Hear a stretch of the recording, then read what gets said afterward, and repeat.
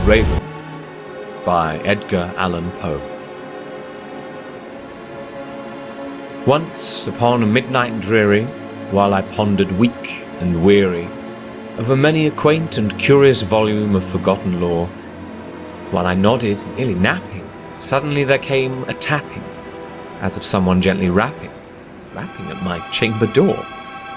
"'Tis some visitor," I muttered, "tapping at my chamber door.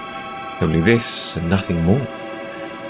Ah, distinctly I remember it was in the bleak December, and each separate dying ember wrought its ghost upon the floor. Eagerly I wished the morrow, vainly I had sought to borrow from my books surcease of sorrow, sorrow for the lost Lenore, for the rare and radiant maiden whom the angels name Lenore, nameless here forevermore. And the silken, sad, uncertain rustling of each purple curtain thrilled me, filled me with fantastic terrors never felt before, so that now, to still the beating of my heart, I stood repeating, "'Tis some visitor entreating entrance at my chamber door, some late visitor entreating entrance at my chamber door. This it is, and nothing more." Presently my soul grew strong, hesitating, then no longer, "Sir," said I, "or madam, surely your forgiveness I implore, but the fact is I was napping, and so gently you came rapping, and so faintly you came tapping at my chamber door, that I scarce was sure I heard you." Here I opened wide the door. Darkness there, and nothing more.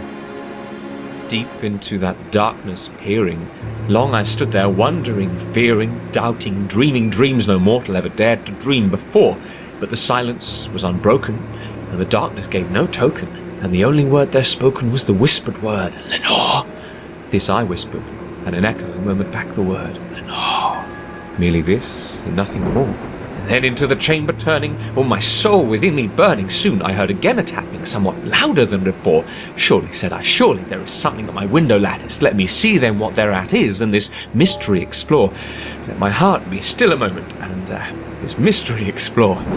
It is the wind, nothing more." Open here I flung the shutter, when, with many a flirt and flutter, in there stepped a stately raven of the saintly days of yore.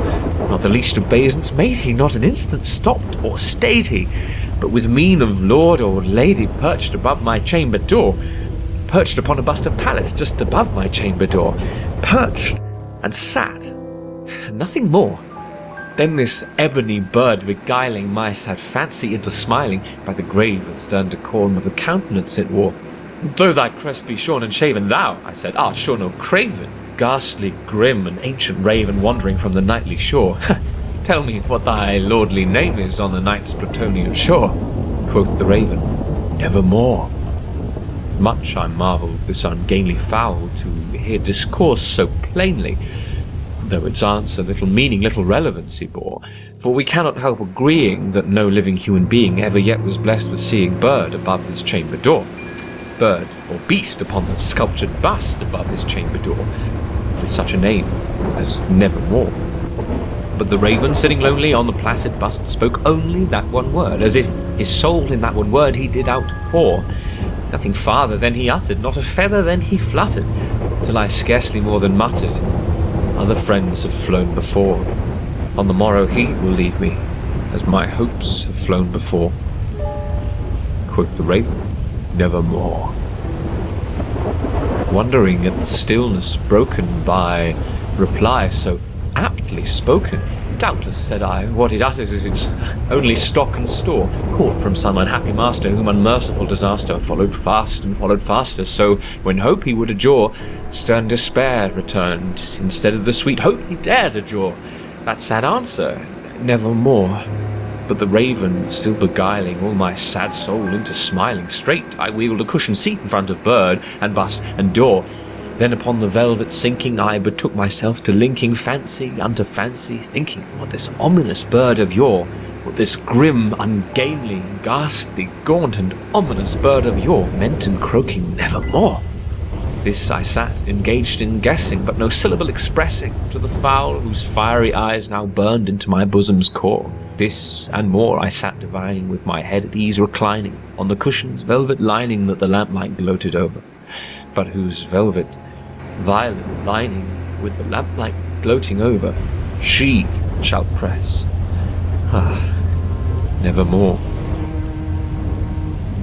Then, methought, the air grew denser, perfumed from an unseen censer, swung by angels whose faint footfalls tinkled on the tufted floor. Wretch, I cried, thy God hath lent thee. By these angels he hath sent thee respite and nepenthe from thy memories of Lenore. Oh, let me quaff this kind nepenthe and forget this lost Lenore, quoth the raven. Nevermore. Prophet, said I, thing of evil.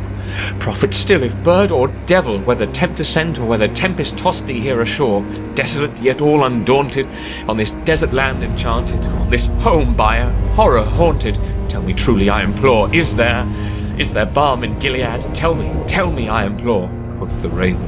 Nevermore. Prophet, said I, thing of evil. Prophet still, if bird or devil, by that heaven that bends above us, by that God we both adore, tell this soul, with sorrow laden, if within the distant Aidenn it shall clasp a sainted maiden, whom the angels name Lenore.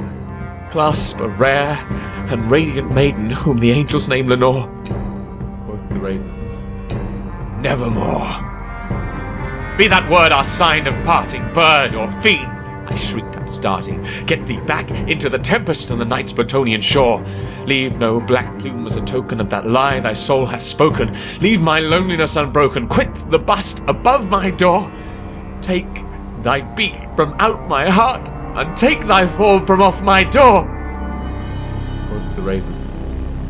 Nevermore. And the raven, never flitting, still is sitting on the pallid bust of Pallas, just above my chamber door, and his eyes have all the seeming of a demon that is dreaming, and the lamplight over him streaming throws his shadow on the floor, and my soul from out that shadow that lies floating on the floor shall be lifted nevermore.